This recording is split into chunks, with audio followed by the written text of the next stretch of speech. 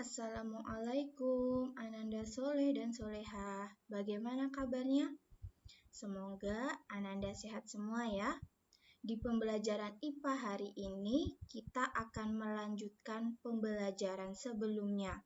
Sebelumnya, kita sudah belajar sifat-sifat bunyi. Sifat-sifat bunyi itu ada 3 ya. Ada perambatan bunyi, pemantulan bunyi, dan penyerapan bunyi. Minggu lalu kita baru belajar satu sifat bunyi, yaitu perambatan bunyi. Hari ini kita melanjutkan 2 sifat bunyi lagi, yaitu pemantulan dan penyerapan bunyi. Baiklah, kita mulai pembelajaran hari ini. Pemantulan bunyi, ternyata selain bisa merambat, bunyi juga bisa dipantulkan. Bunyi dapat dipantulkan jika mengenai benda keras. Contohnya apa? Contohnya seperti kaca, dinding atau tembok, dan logam. Ketika bunyi mengenai benda keras, maka bunyi itu akan mantul.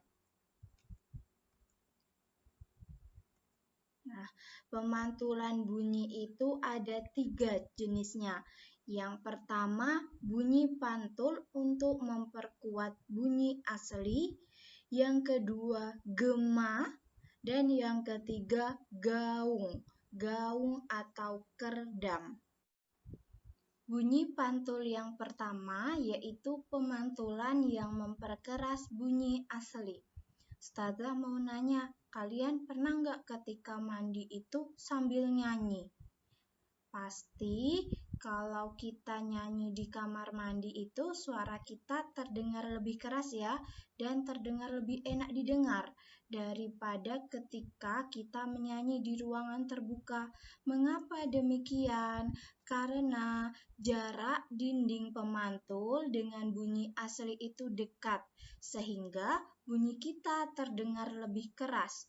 Kita tahu ya kalau kamar mandi itu biasanya kecil, sempit.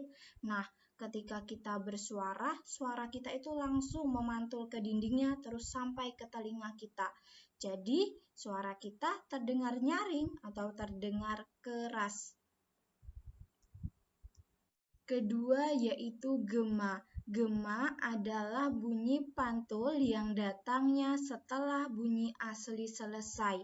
Gema ini terjadi karena jarak antara sumber bunyi dan dinding pemantul sangat berjauhan. Contohnya yaitu ketika kita berdiri di tepi tebing yang sangat tinggi. Kita itu sebagai sumber bunyinya, tebing sebagai dinding pemantul. Jadi, ketika kita berteriak, butuh waktu untuk bunyi memantulkan, ya. Jadi, setelah kita berteriak, baru terdengar bunyinya, terdengar suara kita. Misalkan kita ngomong, halo. Nah, bunyi aslinya itu sudah selesai, baru terdengar bayangannya, halo. Jadi, misalkan kalian berada di tepi tebing atau berada di dalam gua, kalian ngomong, setelah itu ada suara yang mengikuti, itu bukan suara hantu ya, tapi itu adalah gema. Ketiga, gaung atau kerdam. Gaung atau kerdam adalah bunyi pantul yang datangnya hampir bersamaan dengan bunyi asli. Karena datangnya hampir bersamaan dengan bunyi asli, sehingga bunyi yang terdengar di telinga kita itu tidak jelas. Karena apa? Karena kita bersuara, kemudian bunyi pantulnya itu lewat, istilahnya itu jadinya bertabrakan. Jadi sampai ke telinga kita itu tidak jelas. Misalkan kita ngomong halo, nah bunyi pantulnya itu terdengar di telinga kita bisa saja loha atau hola karena dia bertabrakan dengan bunyi aslinya ya, karena datangnya itu hampir bersamaan. Gaung atau kerdam ini dapat terjadi di bioskop atau di gedung-gedung pertemuan. Manfaat bunyi pantul. Ternyata bunyi pantul ini memiliki manfaat untuk kehidupan manusia. Yang pertama, untuk mengukur kedalaman laut. Nah, bunyi pantul ini dapat digunakan untuk mengukur kedalaman laut. Kedalaman laut dapat diukur dengan cara menghitung waktu yang diperlukan oleh gelombang bunyi ketika dipancarkan dari kapal. Nah, di kapal ini itu ada alat namanya sonar, dapat mengetahui kedudukan benda laut. Selain bisa mengetahui kedalaman laut, ternyata bunyi pantul juga bisa digunakan untuk mengetahui kedudukan benda laut. Nah, para nelayan di zaman modern, zaman sekarang ini memanfaatkan terjadinya gema, bunyi pantul gema untuk mencari kumpulan ikan di bawah laut. Nah, ada alatnya. Alatnya tadi namanya sonar. Nah, alat sonar ini akan memancarkan gelombang ultrasonik ke dasar laut, kemudian akan dipantulkan kembali ke permukaan, sehingga nelayan tahu nih di mana letak ikannya yang banyak. Jadi dia akan mendekati letak posisi di mana di situ banyak kelompok ikan. Nah, dapat mengetahui kedudukan kapal selam dan kelompok ikan.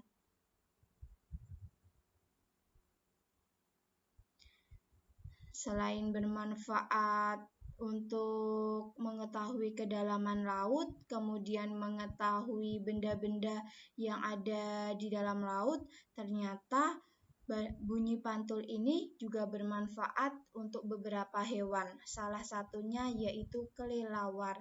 Kita tahu ya kalau kelelawar itu mencari makannya di malam hari. Malam hari kan gelap. Nah, kelelawar ini memanfaatkan bunyi pantul agar dapat menghindari dinding ketika terbang di malam hari. Jadinya nggak nabrak-nabrak dinding ketika dia lagi mencari makan.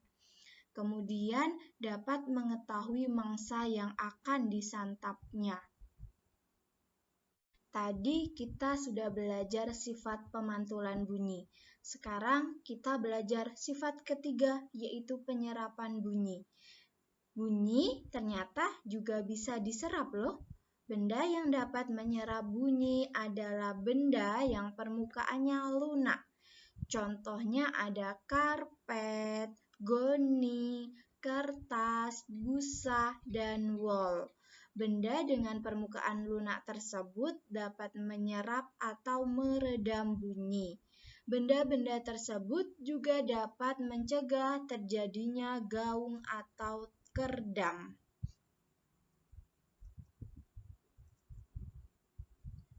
Nah, Ananda pernah ke bioskop? Nah, di bioskop itu biasanya lantainya dilapisi dengan karpet. Dindingnya juga dilapisi dengan karpet. Tujuannya apa? Tujuannya itu untuk menyerap atau meredam bunyi, sehingga suara yang ada di dalam ruangan menjadi tidak bising atau terdengar sampai keluar ruangan. Jadi tidak mengganggu yang berada di luar ruangan. Suara yang sampai ke telinga kita juga terdengar lebih jelas karena tidak terjadinya gaung atau kerdam. Nah, kita sudah belajar sifat-sifat dari bunyi. Apa saja sifat-sifat bunyi? Yang pertama, perambatan bunyi. Yang kedua, pemantulan bunyi. Dan yang ketiga, penyerapan bunyi.